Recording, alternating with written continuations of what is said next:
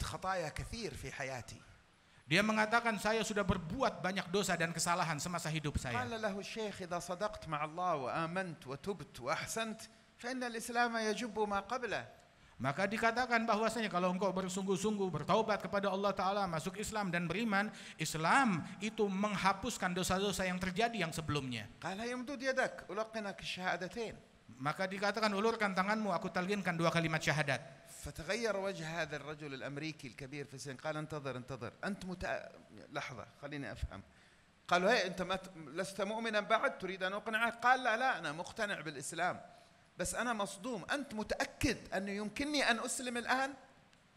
Orang Amerika tersebut yang non muslim yang usia 70 tahun, dia bilang coba tunggu sebentar. Ditanya kenapa? Apakah kamu tidak yakin dengan Islam sehingga perlu saya beri pemahaman dulu? Memang saya yakin, saya puas, tetapi saya mau memastikan maukah engkau rela menerima saya sebagai muslim? Ini tidak masuk akal engkau mau menerima saya sebagai muslim begitu saja. قال نعم ما الذي يجعلك تشك؟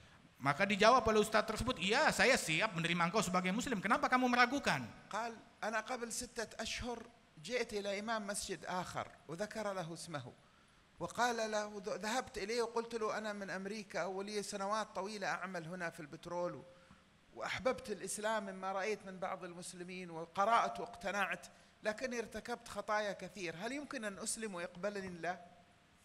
Saya 6 bulan yang lalu juga sudah ada niat masuk Islam. Saya datang kepada ustadz yang lain, disebut namanya. Kemudian ketika saya ungkapkan keinginan saya untuk masuk Islam, saya sudah mempelajari Islam, mau masuk Islam, saya bertanya, mungkinkah saya untuk masuk Islam? فقال لا ما لا يمكن. Maka dia jawab tidak bisa, tidak diterima.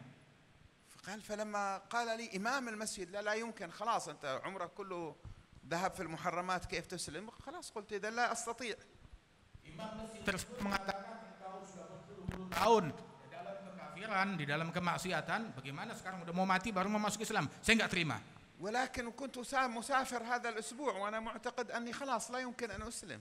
Maka saya juga sudah selesai daripada pekerjaan saya di perusahaan minyak dan saya akan pulang dalam minggu-minggu ini dan saya ingin masuk Islam dulu dan saya berpikir mungkin sudah bertutup kesempatan. لكن لما مررت بمسجدك خفق قلبي قلت لا يمكن أن يكون هذا الرب الرحيم الكريم يمنعني أن أدخل إلى دينه.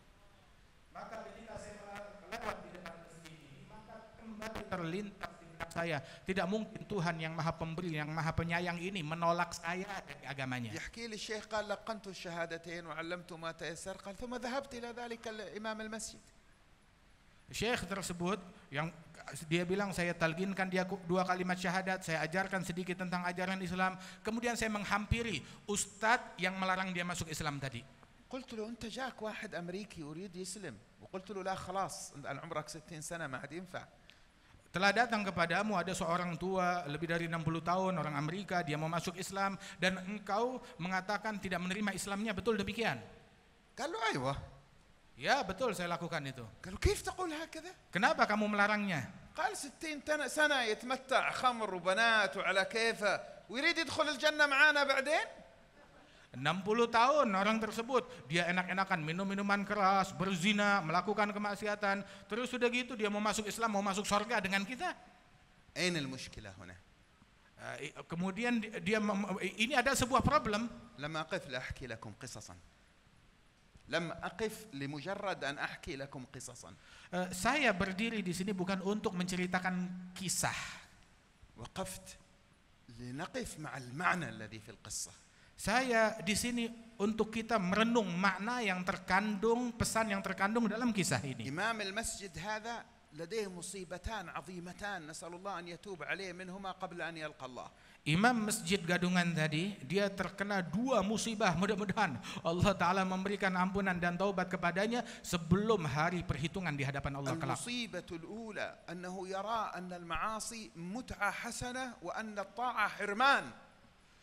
Dan dia pertama melihat bahwasanya hidup dalam kemaksiatan itu adalah kehidupan yang enak-enakan, dan dia menganggap bahwasanya ketaatan yang dilakukan itu adalah kesusahan dan kesulitan, terharamkan dari kebaikan. فالتزامه وامتناعه فقط من باب الخوف أن يدخل النار لكن ما هو مستشعر قيمة طاعة المولى سبحانه وتعالى. keengganan dia untuk menerima daripada keimanan dan keislaman tersebut bukan hanya sekedar dia untuk pencegahan orang itu daripada api neraka, tetapi dia meremehkan ketaatan yang dia miliki. المصيبة الثانية Dan musibah yang kedua, الأكبر yang terbesar, أنه مغتر إلى درجة أنه يظن أنه ضامن دخول الجنة. dia sampai kepada sebuah tahapan kalau dia itu merasa dirinya terjamin dan bisa menjamin orang masuk surga. وهو مطلق العنان لنفسه الأمارة بالسوء فلا يريد أحد أن يشاركه في الجنة. Dan dia merasa yakin akan nafsunya yang bejat tersebut, yang harusnya dia prasangka buruk kepada nafsunya, dia berkeyakinan diri saya pasti di surga dan dia tidak mau ada orang yang nyempitin dia di dalam surga. هذا كافر عاصي وفي لحظة قبل ما يموت بسنة وسنتين ينطق الكلمة ويدخل معانا الجنة. Hingga dia berkeyakinan bagaimana ini si kafir yang tukang maksiat seumur hidupnya dalam kemaksiatan, dalam kekafiran, hidup enak-enakan, kemudian dengan 2 kalimat syahadat di akhir umurnya dia mau masuk bersama saya ke dalam surga. هذه النفسية ما لها صلة ولا شان ولا علاقة ولا تذوق ولا ارتباط ولا تنور ولا وصلة بالنور المحمدي.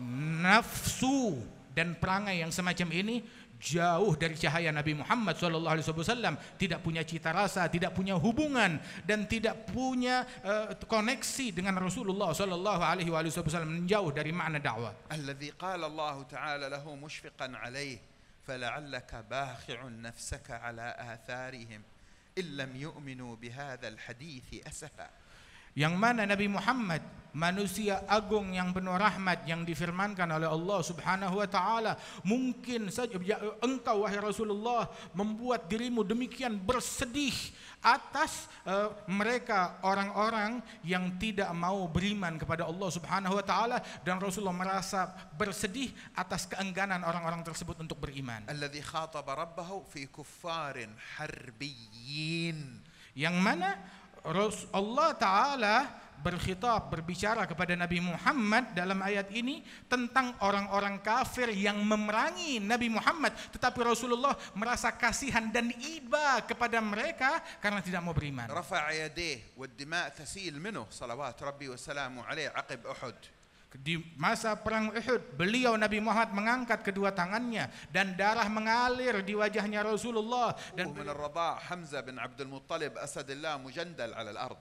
Dan di saat yang sama bagaimana disaksikan paman beliau, salah seorang singanya Allah, Hamzah bin Abdul Muttalib, itu teronggok di bumi dalam keadaan termutilasi dan terbunuh. وقد مثل بجسده و70 من أصحاب سيدنا محمد. Dan beliau telah dimutilasi bersama 70 dari sahabatnya Rasulullah yang mendapat gangguan yang sama. فكان يرفع بصره إلى السماء.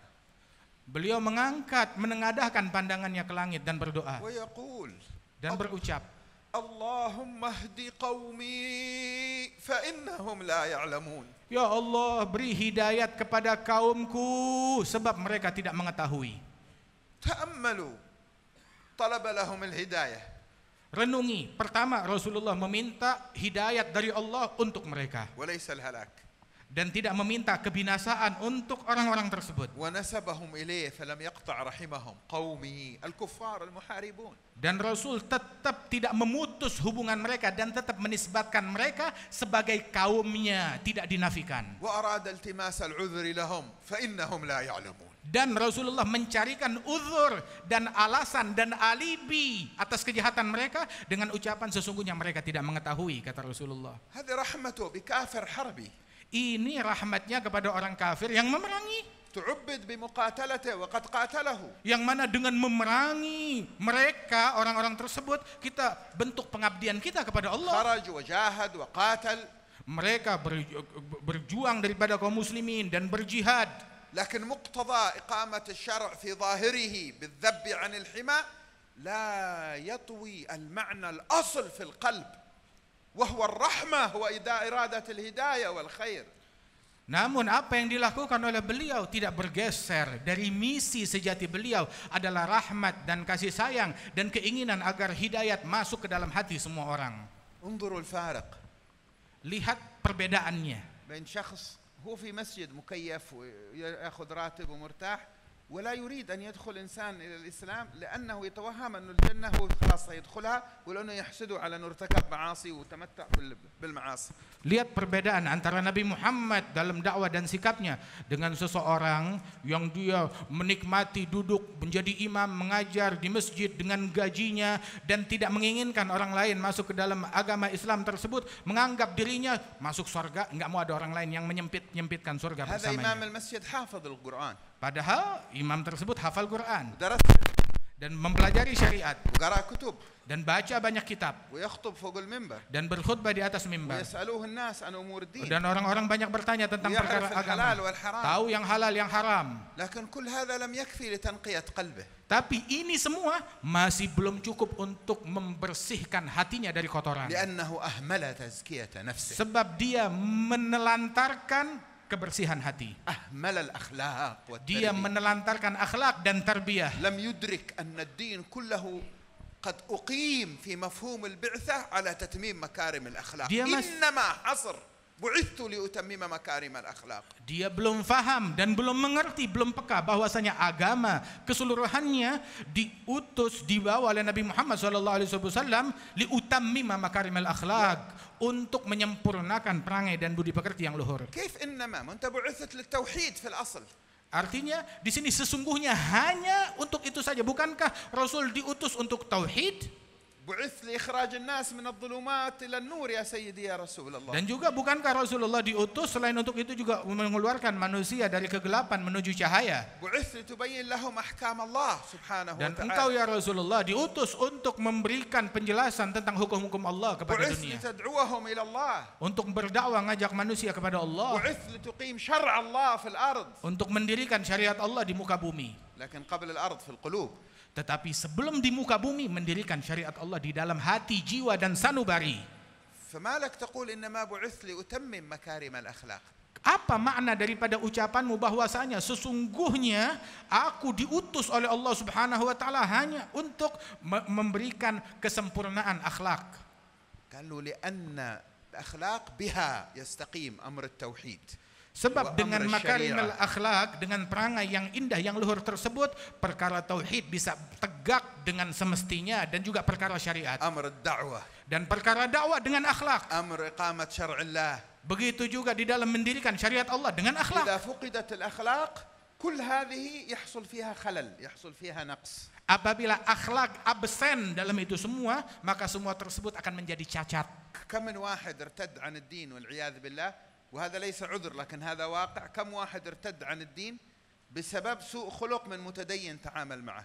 Berapa banyak kita saksikan dan kita dengar orang yang murtad keluar dari agamanya. Saya bukan memberikan alasan dan alibi bagi mereka yang murtad, tetapi ini satu pelajaran juga buat kita. Berapa banyak orang yang murtad keluar dari agama Islam gara-gara mereka kecewa melihat perangai orang yang menunjukkan keagamaan mereka tetapi tidak menunjukkan akhlak. كم واحد لم يسلم بسبب ما يراه من سوء أخلاق الذين يحيطون به من المسلمين.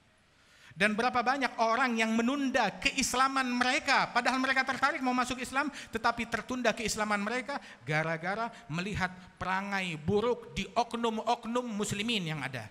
في فتاة في جامعة سمرندا قبل أيام كنا هناك قامت تسأل قالت أنا لم أكن مسلمة وشرح الله صدري للإسلام. Ada seorang pemudi waktu belum berapa hari yang lalu di universitas di Samarinda, dia berdiri dan bertanya, saya belum masuk Islam, tetapi dia berdiri dan ingin bertanya. فقاطعني أهلي.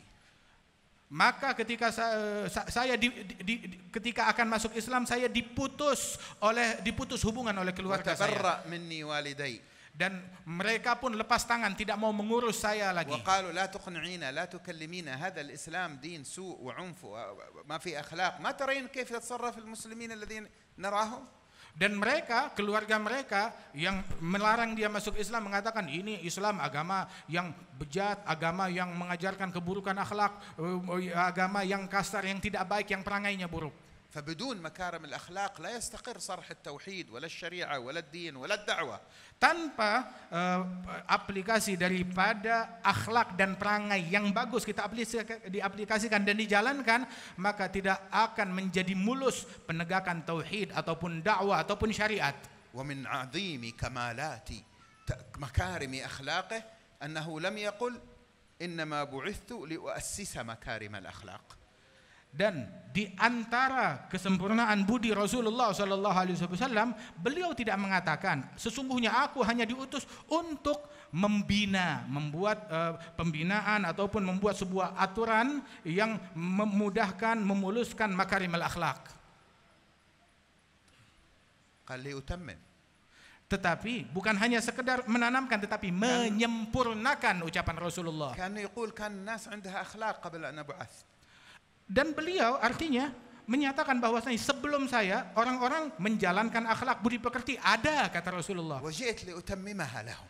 Dan saya datang bukan untuk memulai sesuatu akhlak yang baru lagi, tetapi saya menyempurnakan. ثم يقول لنا عن أناس كفار الناس معادن.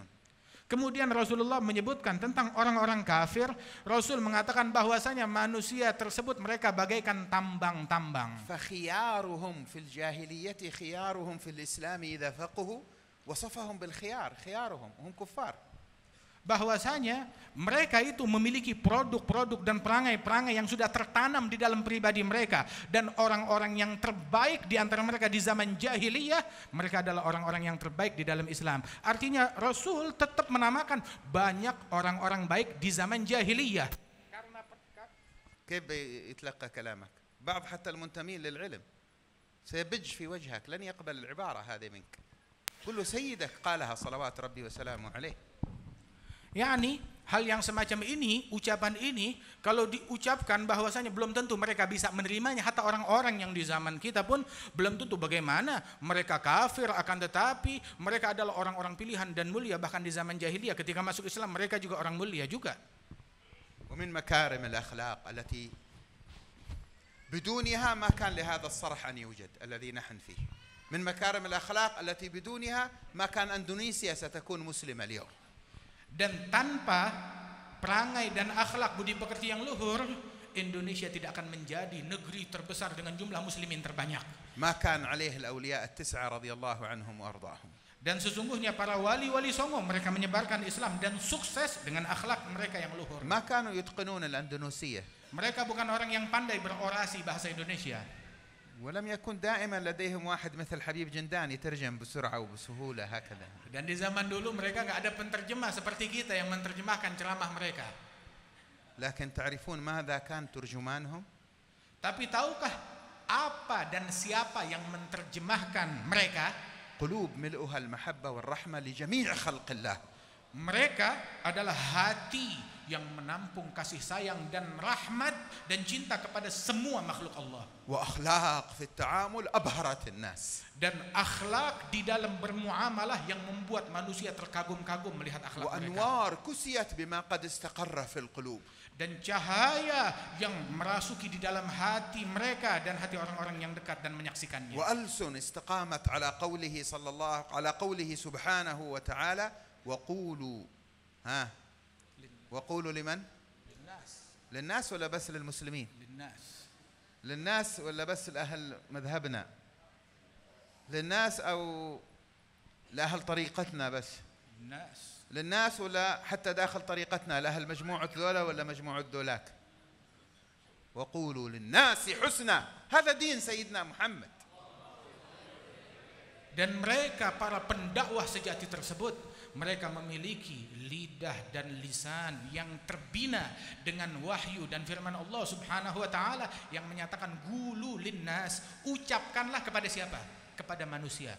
Bukan hanya ucapkan kepada muslimin saja, atau kepada orang mazhabmu saja, atau kepada kelompok dan golonganmu saja, tetapi ucapkan kepada linnas, kepada semua manusia, yang muslim, yang non muslim, sepaham, tidak sepaham, semadhab, beda madhab, ucapkan kepada semua manusia husna, kebaikan kepada semua manusia. نتبرأ من الكفر نبغض الكفر نعوذ بالله منه. Kita lepas tangan dari kekafiran dan kami benci kepada kekufuran tersebut, dan kita berlindung kepada Allah dari perangai kekafiran. ونعلم أنه لا يأتي من الكفر خير قط. Dan kita mengetahui dan meyakini bahwasanya kekafiran tidak membawa kebaikan sama sekali. لكن هناك فرق بين الكفر والكافر. Tapi beda antara kekafiran dan orang kafir. الكافر هو باب معاملتك أنت مع الله. Sesungguhnya orang yang kafir mereka adalah pintu di dalam bagaimana cara kamu bersikap bermuamalah kepada Allah melalui pintu tersebut.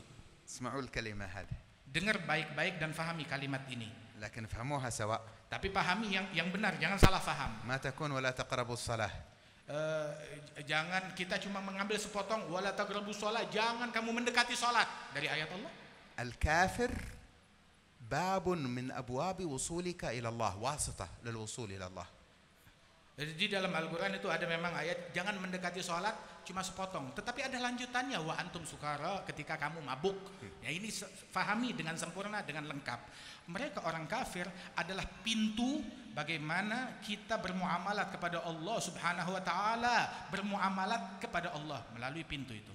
لأن الله إذا نظر إلى قلبك فرأى رحمة به وإرادة للخير له وسعيا نحو هدايته وتسببا في إيصال النور إليه، كان ذلك سببا لقربك أنت من الله، فجعله الله سببا في حصول هذا الشيء.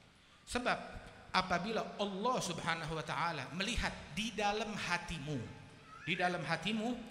ada rahmat, kasih sayang dan keinginan memberikan hidayat kepada orang-orang kafir tersebut, maka itu menjadi sebab dekatnya engkau kepada Allah Subhanahu wa taala. Ini sebuah pintu untuk mendekat kepada Allah. حتى لو لم توفق إلى إقناعه بالإسلام. Walaupun engkau tidak berhasil untuk menyadarkan dia ke dalam agama Islam. لأن الهداية من الله. Sebab hidayat adalah dari Allah. لكن نيتك هذه. Tapi niatmu dan ketulusanmu. الرحمة المودعة في قلبك. Rahmat yang ditanamkan di dalam hatimu. محبة الخير له. Dan juga keinginan, kecintaan, kebaikan untuk orang-orang dan سعيك نحو إيصال هذا النور إليه. Dan usahamu untuk menyampaikan cahaya kepada orang tersebut. دمعة سالت من عينك في جوف الليل في طلب أمطار أنوار الهداية لقلبه.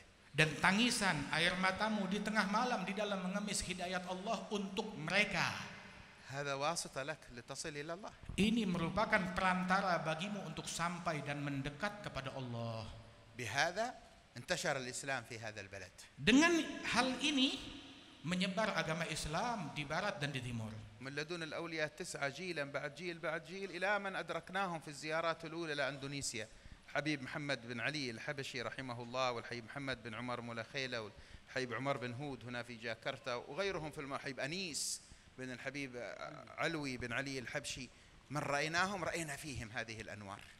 Dan dengan inilah kita melihat bagaimana kesuksesan dakwah para wali songo, nampak rahmat di wajah mereka, di hati mereka, dan kami masih menemukan dari generasi tersebut hingga di masa pertama kami ziarah ke Indonesia ini bersama Al-Habib Umar, ya, lebih daripada 25-26 tahun yang lalu kami datang ke negeri Indonesia ini, kami mendapati daripada pewaris-pewaris wali songo tersebut seperti Al-Habib Umar bin Muhammad bin Hud Al-Attas, dan juga Al-Habib Muhammad bin Ali bin Abdurrahman Al-Habsyi kakek kami, dan begitu juga pada diri Al-Habib Muhammad bin Umar Maula Khailah, dan juga pada diri di antara para ulama-ulama kami yang kami masih sempat jumpa dengan mereka di masa itu, Wal Habib Anis bin Alwi bin Ali Al-Habsyi di Solo sana.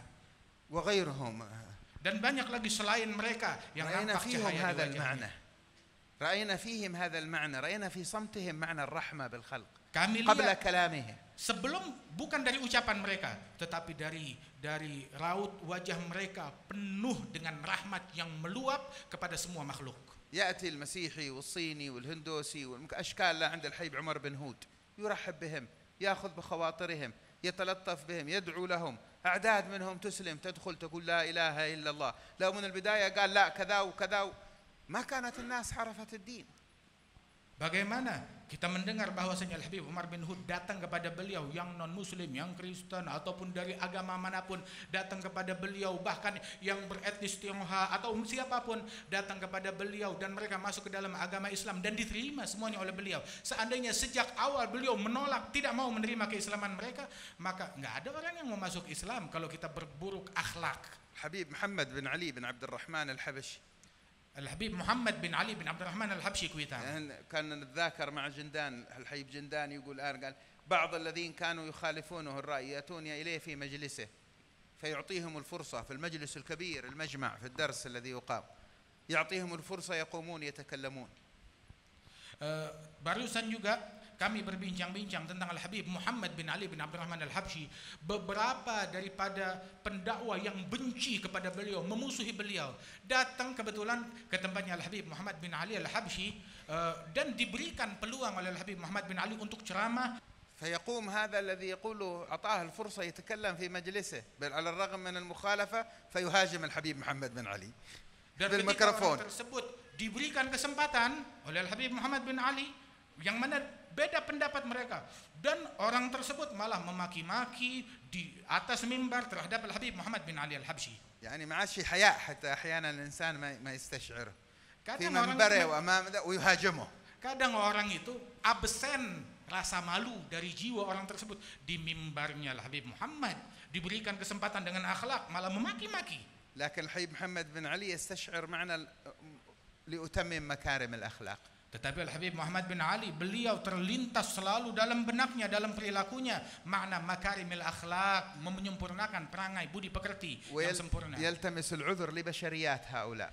Dan memberikan alibi dan alasan atas sisi kemanusiaan yang ada pada orang tersebut. فلما انتهى من كلامه وجلس قالوا أحسنت أحسن الله إليك. Ketika selesai dari ceramahnya, bagus, masya Allah, semoga Allah memberikan kebaikannya kepadamu, luar biasa ceramahmu. سمعنا في كلام الأخ والابن الموفق الحبيب أحمد في كلامه عن ما كان بين جده الحبيب سالم بن جندان والحبيب زين العيدروس، كان بينهما خلاف فقهي قوي على الخطبة، هل يجوز أن يخطب بالأندونيسية مع الاحتفاظ بالعربية في الأركان أم لا؟ الحبيب سالم كان يرى ذلك، الحبيب زين لا يرى ذلك، وحصلت بينهما خصومة علمية، اشتباك علمي شديد قوي، لكن كان كل منهما يجل الآخر، يعظم الآخر، يحسن الظن بالآخر، يرى أن الآخر أخطأ في التقدير لكنه يعتقد أن الآخر أراد الخير وأراد الدين وأراد الخدمة، فعرفوا عرفونا أدب الكبار إذا اختلفوا. Tadi juga disebutkan oleh akhina Al-Habib Ahmad bagaimana sikap kakek kami Al-Habib Salim bin Ahmad bin Jindan bersama Al-Habib Zain Al-Aidarus As-Salabiyah. Antara mereka ini ada perbedaan di dalam permasalahan fikih tentang bolehnya khutbah dalam bahasa Arab, dalam khutbah Jumat dalam bahasa Indonesia walaupun rukunnya tetap bahasa Arab, dan yang satu lagi berpendapat tidak boleh, dan mereka masing-masing punya argumentasi sendiri dan saling bertentangan di dalam perbedaan pendapat ini. Namun bagaimana satu sama lain saling menghormati dan satu sama lain berprasangka baik bahwasanya masing-masing dari individu tersebut mereka ingin memberikan kebaikan bagi umat ini dan tidak berprasangka buruk. Mereka tetap beradab dan santun walaupun berbeda. تعرفون لماذا؟ Tahu kenapa? لأنه خلاف عقول لوجه الله، ليس خلاف نفوس للنفوذ والمكانة بين البشر، لأنه خلاف عقول طلبا لمرضاة الله، وليس خلاف نفوس تطلب المنزلة بين البشر فتتغيظ وتغضب وتسب وتلعن وتتكلم. Sebab perbedaan yang terjadi antara mereka perbedaan pola fikir, perbedaan argumentasi, bukan perbedaan nafsu, bukan perbedaan di dalam hati mereka, dalam nafsu mereka, hingga karena perbedaan dia mencaci, memaki, melaknat, bahkan juga sampai mengkafirkan dan semacamnya. الذي لم تتربى نفسه، لم تتزكى، لم تتنور، يسهل عليه عند أول اختلاف أن يسب ويلعن، يتفحش في القول، ويظن بذلك أنه ينصر دين من لم يكن فحاشا ولا سبابا ولا لعانا صلوات ربي وسلامه عليه. Orang yang tidak mendapatkan tarbiyah dan didikan dari guru yang benar, maka kalau dia terjadi perbedaan dengan seseorang, dengan mudah saja secara spontan mencaci, memaki, melaknat, berkata-kata yang buruk, bergosip, keluar kata-kata yang kotor dengan argumentasi, dengan alibi untuk membela agamanya Nabi Muhammad. Siapa Nabi Muhammad? Yang tidak pernah melaknat, enggak pernah mencaci, enggak pernah berkata kotor, enggak pernah ada ungkapan-ungkapan keburukan keluar dari الثانية أسوأ من الأولى، أن تكون سيء الخلق مصيبة، لكن المصيبة أن تظن أنك بسوء الخلق تنصر دين من جاء ليتمم مكارم الأخلاق. Ada dua problem. Masalah musibah besar ketika engkau memiliki budi pekerti yang bejat. Ini musibah besar. Tetapi musibah yang lebih besar, engkau berpendapat, berpikir, dengan saya berbudi pekerti bejat, berperangai buruk, saya membela agama Nabi Muhammad yang datang untuk menyempurnakan budi pekerti yang luhur. وجاء من بعد رحمه الله العم نوفل، عرفناه لما جينا إلى هنا سنة تخرج جندان والدفعة الأولى، جينا إلى هنا وبيتنا عنده الملاطفة وأخذ الخاطر وسلامة الصدر وبراءة، تشعر أنك تتكلم مع نقاء طفل ليس مع إنسان قد في 60 من عمره عندما تتكلم معه، صفاء في داخله. Dan kami pun juga waktu pertama datang ke sini dan kali kedua di mana tahun itu saya lulus dan datang ke sini tahun 98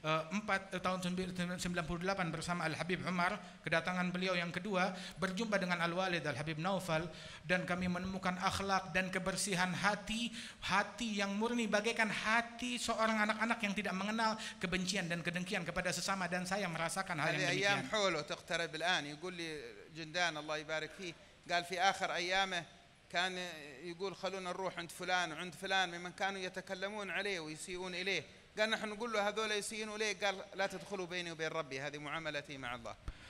Dan sesungguhnya Al-Walid Al-Habib Naufal bin Salim bin Jindan itu beliau bahkan di akhir umurnya masih tetap datang silaturahmi kepada fulan, orang-orang yang kami melihatnya ini kurang ajar terhadap Al-Walid, memusuhi Al-Walid, tetapi Walidi tetap datang kepada mereka, dan ketika kami agak ingkar, kurang suka dengan beliau berkunjung kepada orang-orang tersebut, Al-Walid mengatakan bahwasanya jangan campur, ini antara saya untuk kepada mereka di dalam bersikap karena Allah Subhanahu wa taala. لما جاء الحبيب عمر في تلك الرحلة في تراتيب الرحلة يقول لهم خلوا الحبيب يروح عند فلان مجلس تعليم فلان، هذا فلان الذي هاجمه بينه وبينه خلاف، يقول له هذا اللي هاجمه، قال لهم نعم خلوه يروح، هذا تعليم، خلوا الحبيب عمر يروح يحضر عنده.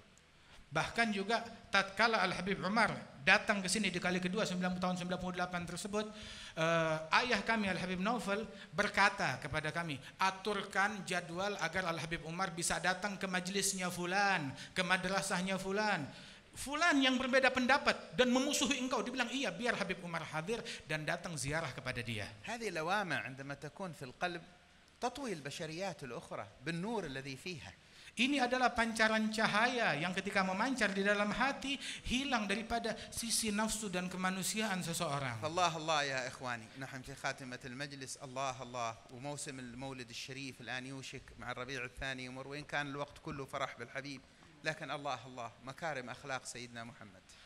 Dan saya berpesan, wahai saudara-saudaraku, dan kita di akhir majelis ini dan di penutupan daripada maulid ini, bahwasanya akhlaknya Rasulullah sallallahu alaihi wasallam, jadilah kita cermin akhlaknya Nabi Muhammad. الله الله، مكارم أخلاق سيدنا محمد يا إخواني. Dan saya berpesan, perhatikan di dalam menyebarkan, membawa nama baik dan akhlaknya Nabi Muhammad. الله الله، مكارم أخلاق سيدنا محمد يا Dan إخواني. saya kembali mengingatkan akhlaknya Nabi Muhammad, sebarkan. العالم كله مسلم كافر محب مبغض موالي معادي متعطش أن يرى أنوار هذه الأخلاق في الوجود. Alam dunia ini, muslimnya, kafirnya, taatnya, yang maksiatnya, semua mereka haus dan dahaga ingin menyaksikan keluhuran budi Nabi Muhammad memancar di antara umatnya. يا الله أحيي فينا أخلاق سيدنا محمد. Ya Allah, hidupkan di tengah-tengah kami akhlak Nabi Muhammad. يا رب ثبتنا على أنوار سيدنا محمد يا الله. Ya Allah, teguhkanlah kami di dalam cahayanya Nabi Muhammad. اللهم أحيي فينا من هديه ما مات يا الله. Ya Allah, hidupkan di antara kami daripada metode dan akhlaknya Rasul. اللهم رد علينا من مسالكه ما فات يا الله. Ya Allah, daripada akhlak beliau yang telah luput, kembalikanlah kepada kami. أكرمنا بالثبات على ذلك في هذه Muliakan الدار. kami dalam sabat dan keteguhan atas hal tersebut. وثبتنا عليه ساعة لقائك. Dan teguhkanlah kami saat perjumpaan dengan Engkau. ثبتنا عليه ساعة الدخول إلى القبر. Dan juga berikanlah kami kekokohan tersebut ketika kami dimasukkan dalam kubur ثبتنا عليه kami. ساعة الحشر والنشر. Dan juga ketika di saat dikumpulkan di padang mahsyar. ثبتنا عليه ساعة الوقوف بين يديك يوم لا ينفع مال ولا بنون إلا من أتى الله بقلب سليم. Teguhkanlah keimanan kami saat kami harus berdiri di hadapan Engkau di hari kiamat. Tidak ada manfaat harta dan keluarga kecuali orang yang menghadap kepada Allah dengan membawa hati yang selamat. واجعل من ثمرات ذلك ذواق جمال النظر إلى محياه ساعة الورود على الحوض.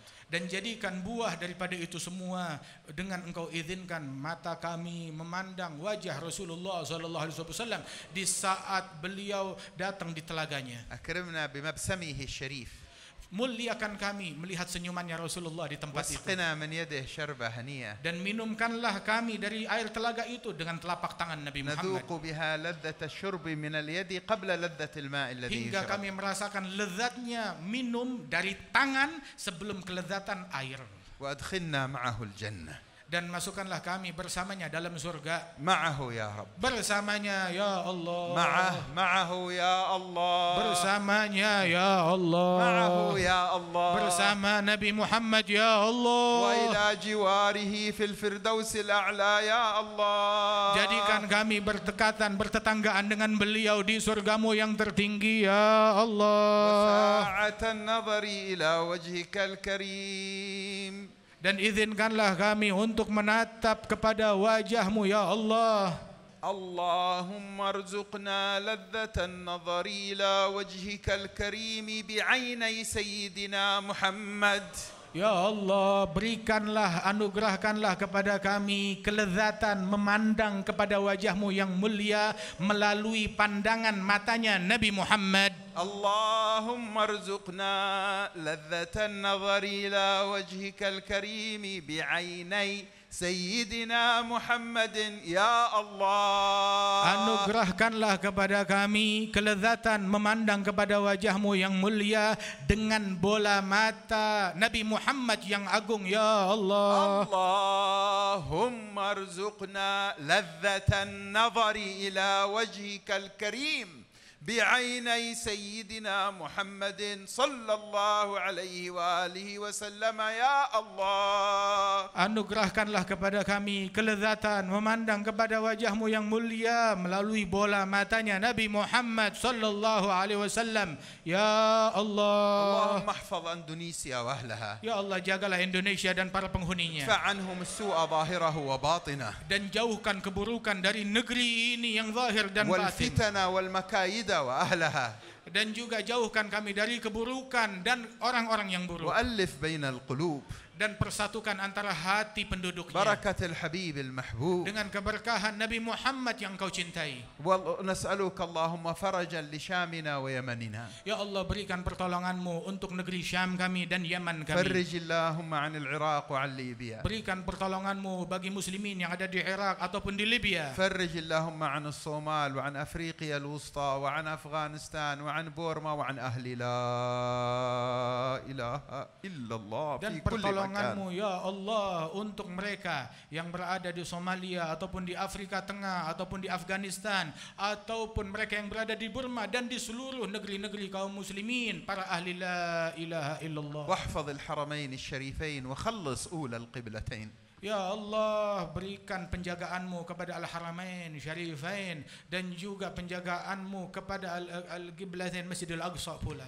وفرج عن كل مكروب من خلقك. أنت أرسلته رحمة للعالمين. فرج عن العالمين يا رب العالمين. Ya Allah, engkau mengutus Nabi Muhammad rahmat bagi alam semesta, maka angkatlah kesulitan dari semua orang yang kesusahan di alam semesta ini. بارك اللهم في الفخرية وفي مدرسيها وفي طلابها وفي القائمين عليها وفي من يخدمها وفي من يبذل فيها وفي سائر المدارس مدارسنا المباركة هذه والمجالس واجعلها تفيض بالإمدادات الإلهية والنظرات المحمدية ترتبط بالأنوار السلفية يا حي يا قيوم يا أكرم الأكرمين. Dan berikanlah keberkahanmu di Al-Fakhriyah ini dan semua orang-orang yang terpayungi di bawahnya, para santrinya, para guru-gurunya, dan yang berkhidmat dan yang memiliki hubungan, dan semua yang hadir tempat kita ini, dan bagi muslimin seluruhnya berikan keberkahan yang luas bagi kami semua. واجعل آخر كلامنا في الدنيا لا إله إلا الله محمد رسول الله صلى الله عليه وسلم بحقائقها متحققين حسا ومعنى ظاهرا وباطنا برحمتك يا أرحم الراحمين. وصلى الله على سيدنا محمد وآله وصحبه وسلم. وآخر دعوانا أن الحمد لله رب العالمين. سر الفاتحة وإلى حضرة النبي صلى الله عليه وسلم.